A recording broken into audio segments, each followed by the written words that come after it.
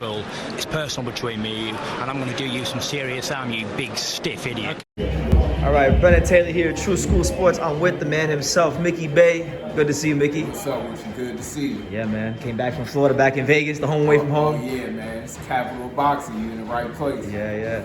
But man, you a busy guy. Last time I saw you with Devin Haney, now you with Edgar Berlanga. So talk about that. How did that come about, and how has it been? It's been real good. I'm real close with his head trainer, Andre was here. Andre, yeah. And I liked Edgar ever since I met him a few years ago. He got a lot of potential. So Andre,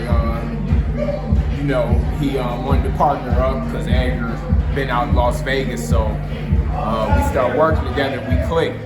I try to just keep it. I don't try to make my plate too full. Maybe a fighter here and there. Yeah. That I feel like I can help. I'm up for the task. So with Edgar, when I worked with him, I was actually surprised. Not really surprised because I know he's good and he can fight, but that he was able to adapt to a lot of the teachings. I'm a young guy, but I'm old school. Like all of my wisdom comes from the old school era. Like Manuel Stewart and the Croc and all that. Yeah. Well, mainly Big Floyd. Like, Floyd Sr., that's who I got the bulk of my knowledge from. I learned a lot from Emmanuel, too, because I was with him when I was younger. But, I had shit, damn near 20 years being with the Mayweather family. Yeah. So, Big Floyd, I got a lot of wisdom from him. Emmanuel Stewart, even my dad used to train me.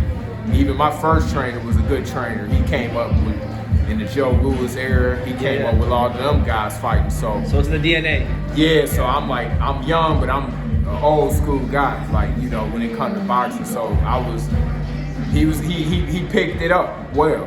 Yeah, and it'll be seen next weekend.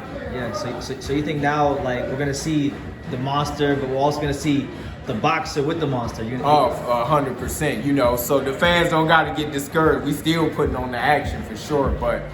My job is for him to hit, not get hit, to dish the punishment out, but take as little as punishment as possible. That's how you last in this game. That's why I'm still my age, and I can still fight from not taking punishment. So overall, that's what I want to see from him. Like, I don't care. He could knock the dude out, get knocked out of the century. If he get hit a whole lot and he look like Rocky or something, that's not good. That ain't good for me. Like, I want him to get out the ring. I want it to be a one-sided beat. You always gonna get hit some. It's professional boxing, but my thing is hit, don't get hit. Just cut down on the big shots. You don't get big shots. We gotta cut it down. Yeah, we ain't getting hit with the same shots. They might land it once. They ain't supposed to land it again. That's how I was taught. Okay. Like, so with all this time working with Edgar, what's been probably the most surprising thing that since you've been working with him, the most surprising quality he has as a fighter? I could already tell by him being with Andre. Andre is old school as well, so yeah.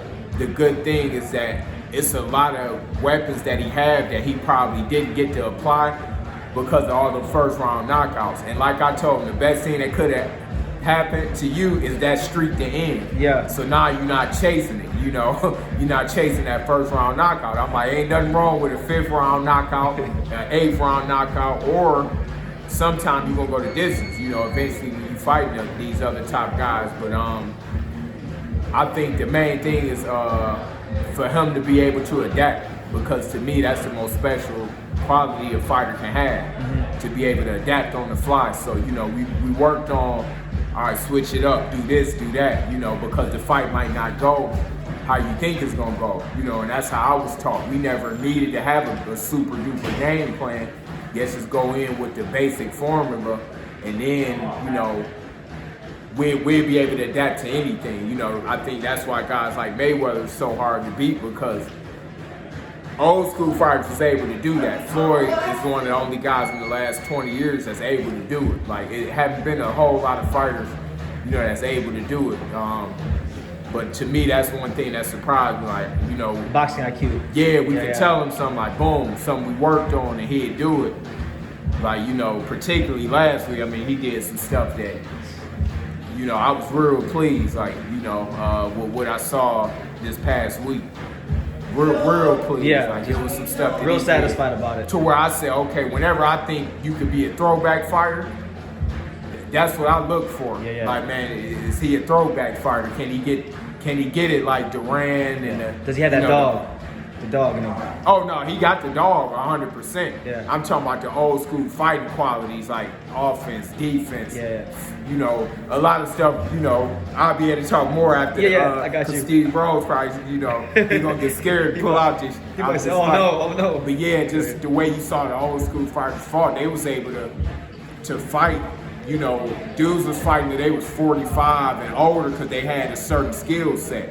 So they knew a lot of what to do in the ring. Like when you look at dudes like Archie Moore, Roberto Duran, Sugar Ray Robinson, even Floyd, Bernard Hopkins, James Toney went to heavyweight because of his skill set. He wasn't no real heavyweight, but he had the skills to do it. They allowed him to. Yeah, so I set the bar for Edgar to, you know, go to that level. Let's go to that throwback level to where, you know, we not gonna get comfortable and turn, you know, I understand now social media is new school, but let's keep the boxing old school. In that ring. Yeah, in the ring, let's keep it old school. Okay. You know, with Edgar being at like 60, you know, around his weight, or no, Yeah. 68. 68. Yeah, you got like a lot of top guys in that division. You know, like one of the young guys that people want to always see Edgar in with, I always hear the name is Benavidez. Yeah. How do you think if the best version of him shows up against a guy like Benavidez, how do you think that will look?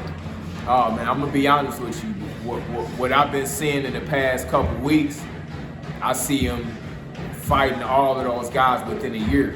Really? But at least before, because Edgar's, you know, he's a young guy too, so I see him being able to fight anybody in the world within 12 to 18 months. That's how much he's developing. Yeah, anybody. He stay on the track that he on now, which I know he will. Yeah. You'll be able to see him in there with Canelo, anybody. People can say, oh yeah, right, nah, trust me, I know what I see.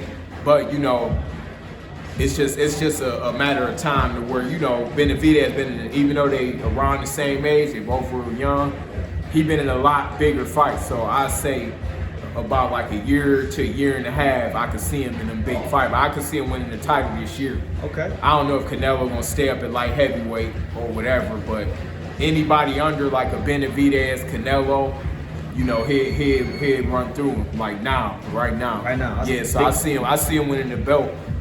From now to this time next year, I see him being a world champion for sure. That's a huge thing. You get me. I wasn't even that excited for Steve Rose for Edgar Berlanga. You get me excited for Edgar Berlanga. Definitely. Yeah, man. Listen, wait till next week. He going, you know, anybody could, you know, it take time. Like Rome wasn't built in a day. Yeah. So,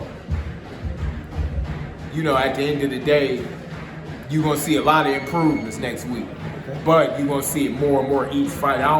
I expect for him to look great and dominate next week, but I ain't gonna put too much pressure on him. And, yeah. You know, what I'm saying to you, you know, I ain't saying to him, of course. He might see the interview after the fight, but like I told him, man, just keep doing what you're doing. You keep doing what you're doing to staying focused and hungry, then he gonna be the next big star out of New York and Puerto Rico. He gonna be the one to carry that for sure. To fill the shoes of Cotto and be you know, they looking for that. They haven't been one in a while. He's gonna definitely feel the shoes. It's just like, you know, just him not listening to the this and that and the negativity and just stay focused and stay in the zone. He gonna be that one to where Puerto Rico going and New York is gonna know that they got that. They got it. Yeah, they got that start. Yeah, absolutely. Thank you for watching another video on True School Sports, the home of boxing. If you made it this far, do me a favor and do yourself a damn favor. Hit that subscribe button and surely you will not be disappointed. You know, True School Sports bringing you the latest and greatest, the untouchable, you know, boxing content, interviews, news videos, breakdowns, live fight reaction extravaganza. We've got a great community of people here, boxing fans all over the world, from America to the UK to Australia, and on and on and on. So join the empire today. Hit that subscribe button. Take care and God bless.